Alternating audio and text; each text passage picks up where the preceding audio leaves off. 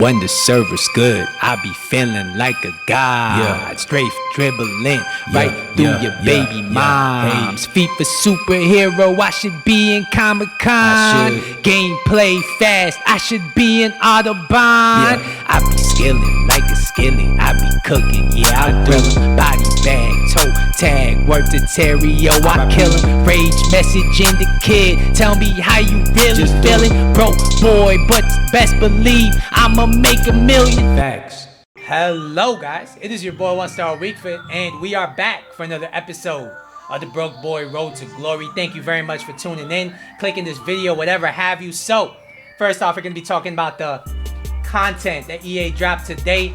I mean, the first thing they dropped was the Bundesliga Challenge. It gives you a mega pack, which is cool, but it's untradeable, which I'm not a fan of. I don't know why they insist on giving us these untradeable packs, but it is what it is, and it requires a 79 rated squad with one of the positions blocked out, which makes it more like an 80-81 rated squad. I, being the sucker that I am, did the SBC and I packed absolutely no one. I'm not even going to show you the pack. I think I packed some kind of 83, which are pretty much useless at this point of the game. So it is what it is. We moved. The other thing that EA dropped today is this guy right here. And we look at this card. I mean, the stats are mental. He has the pace, the shooting, 94 strength. He even has some good dribbling stats. So you're like, cool, this card looks fun. He looks like he'd be a lot of fun to try out maybe in the weekend league. But then you look at this section right here. 3-star skills, 3-star weak foot. I mean, EA, would it kill you guys to give him a weak foot or even a skill move upgrade? Make him somewhat usable in the weekend league. On top of that, he has the medium work rates. He's 6 foot tall. It's going to be a no for me, Chief. I mean, when you look at the requirements, an 84 and the 85 rated squad with a Team of the Week moments card, I mean, I can't justify that. Unless you're a fan of this guy in particular or his team in particular, there's going to be a no for me, Chief. So that was the content that they dropped today. We're going to move on to the squad because, as you guys know, it is the sweatiest part of the week, aka Weekend League. The part of the week where I sell my soul. I sell my mother's soul just for a few extra wins to pack absolutely nobody on Thursday. But I digress. We are here rocking with this team. As you guys know, we're trying a bunch of new players. I mean, there's a bunch of new additions on this team in comparison to last year or last week. And this is the custom tactics we are rocking with right here. 4-2-2, the old reliable. I've tuned things up. I have the defense now at 5 depth. Before it was at 4 depth. And offensively, I upped the players in the box by 2. In-game it lines up like this. We got Sanchez and Muller at striker. We got Gnabry, Simon as our wingers, and we have Essie and then Witzel as our midfield. The rest of the defense is pretty self-explanatory right there.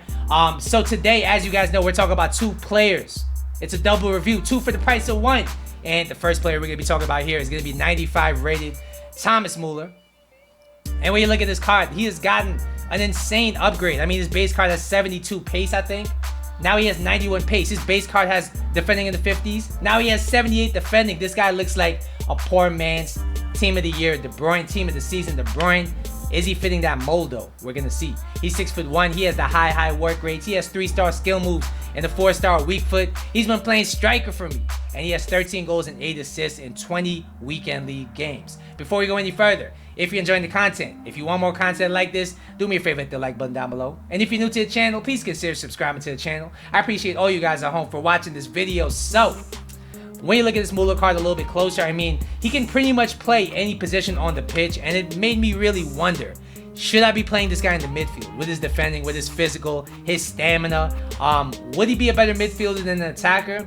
I eventually came to the conclusion that I had to play him at striker. I mean, the 99 positioning and finishing is just too much to give up. His dribbling stats have been improved to the point where I guess I can move around with him, and his passing stats are insane, not to mention his physical, his pace, everything like that. So I am trying him in the striker position. The other card we're going to be talking about here is his German teammate, Totssf Gnabry. And when you look at this card, I mean, I can't believe Arsenal gave him away to Bayern. I mean, this card's mental. He's 5'9". He has high medium work rates. He has the 4-star combination. As you see here, I've played 20 games with him. I have 3 goals and 7 assists. And when you look at this card, I mean, it's a very well-rounded attacking card. He has the pace, the passing, the shooting, the dribbling. And one thing that he does have on this card is a bit of a strength, a bit of aggression, a bit of spiciness to him. We're going to see how that translates in game. He also has the stamina, some decent jumping. So honestly, he looks like a very decent card for what you get. So yeah, we're gonna jump into the gameplay. I'm gonna let you guys know how I'm doing in the weekend league, and I'm gonna let you guys know, are these cards worth it? Let's go. So the first card I'm gonna talk about here is gonna be 95 Totssf Muller. Is he worth 366k? I mean, that's what he's selling for on the PS4 market. And I have to say, absolutely. We're gonna break down the stats though, so you know exactly what to expect at home. So when you look at this card, first we're gonna be talking about his pace. He has 91 pace, and the standout stat is the sprint speed at 94, which definitely helps him when he's in behind. But how does he feel getting in behind? He only has 87 acceleration, and in game, I would say because he's 6'1" and he does lack that top end acceleration, he doesn't truly feel like he has 90 pace. He feels more like he has pace in the mid 80s. I don't really feel that rapid quickness that I feel from other 90 pace cards. Coming out the skill moves though, he is accelerating enough to be effective. And yeah, I would say his pace overall is very decent. Nothing more than that. I wouldn't set him to get in behind all the time. I set him on balance. I thought he did very well in that regard. Overall, his pace is an 8 out of 10. Next, we're going to talk about this guy's shooting. And this is by far the best thing about this card. I mean, you could probably guess just by looking at the stats. He has 99s in finishing and attack positioning. And in game, you definitely feel that. His shot is absolutely broken. I mean, you also have to consider he has the outside the foot shot trait. So once you hit it from the right angle to activate it, GG's. He's hitting the back of the net. His attack positioning is what he's known for in real life, and in the game it definitely translates. His runs are amazing. His runs are insane. It feels like he's always there to cause havoc. He's always there for the rebound goal. I really enjoy that. His long shots at 91 were very nice as well. If you hit it right foot finesse from the right angle, once again, GG's, that thing's hitting the back of the net. Overall, this guy's shot is a 9.75 out of 10. If you get this guy a clear-cut shot, he's gonna finish it 10 times out of 10.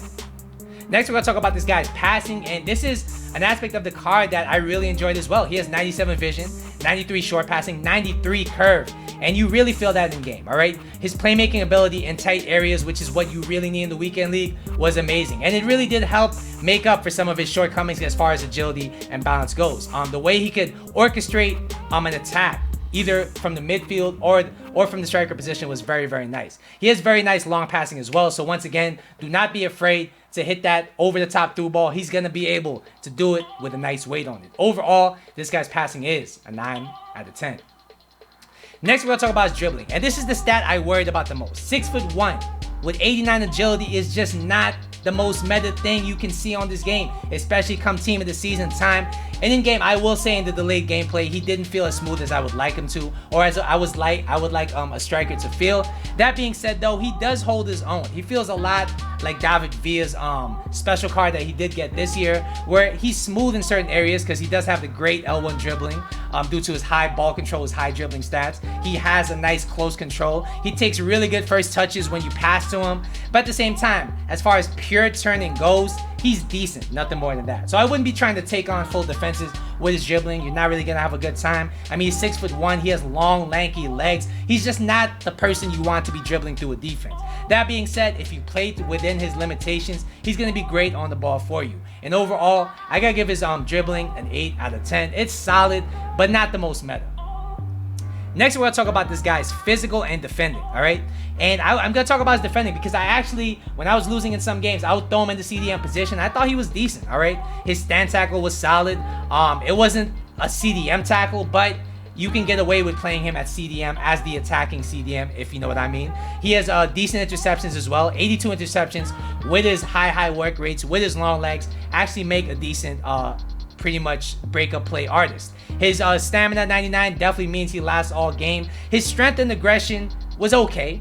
He is able to shield from time to time, but he's not that strong. You wouldn't want to shield too long with him. And overall, I gotta give his strength and aggression, or his physical and defending, a 7 out of 10. It's solid. It gets the job done, but it's just nothing amazing.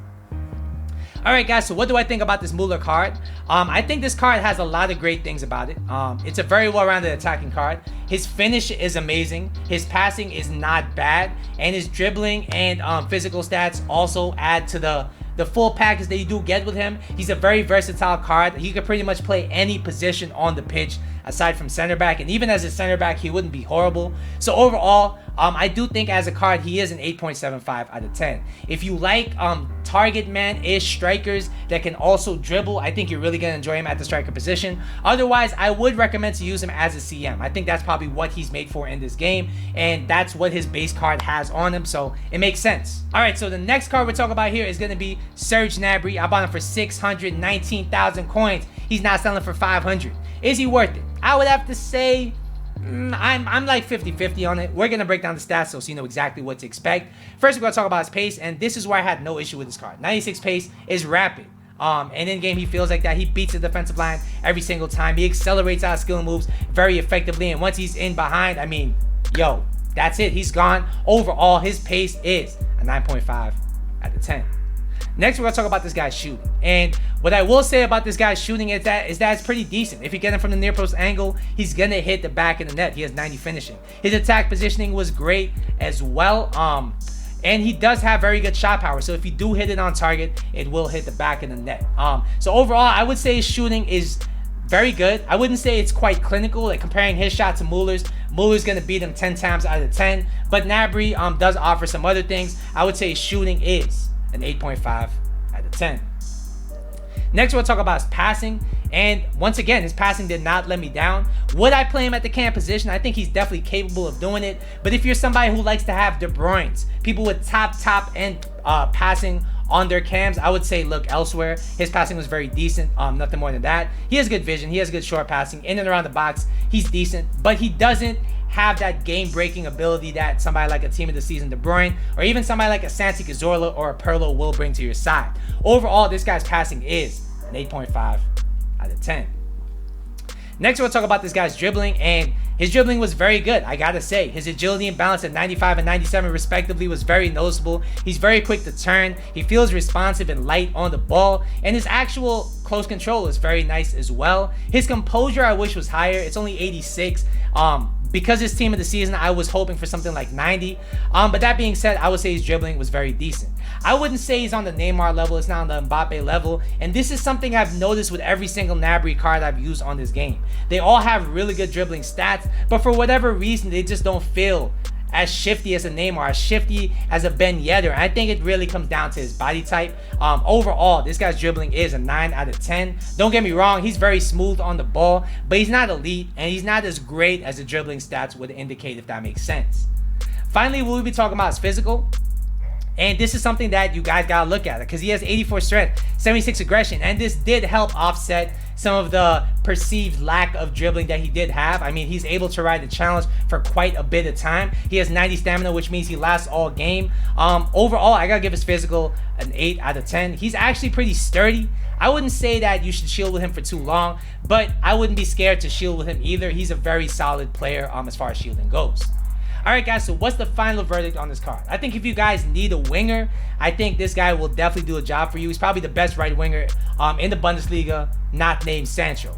That being said, he's nothing special in my opinion. I mean, he offers what pretty much every single team of the season winger offers. And when you compare him to somebody like Visca, who's like 1/6 of the price, I think Visca actually was a better player for me. I don't know what it was. I think Visca has a better body type. He felt better on the ball. He seemed to have a better finish with an outside the foot shot trait. And I think that's what Gnabry lacks to make him worth the money for me. I mean, I think if he had more traits shooting wise, his shot would feel better. If he had a different body type, he'd feel better on the ball. He's just nothing special, just a very solid card and more of a complimentary player rather than the main piece, if that makes any sense. All right guys, so how am I doing in the weekend league? And once again, it was a sweaty Saturday and I was on the verge of just stopping altogether, but we pushed on and I am now 13-6. Not my best start, but it is what it is.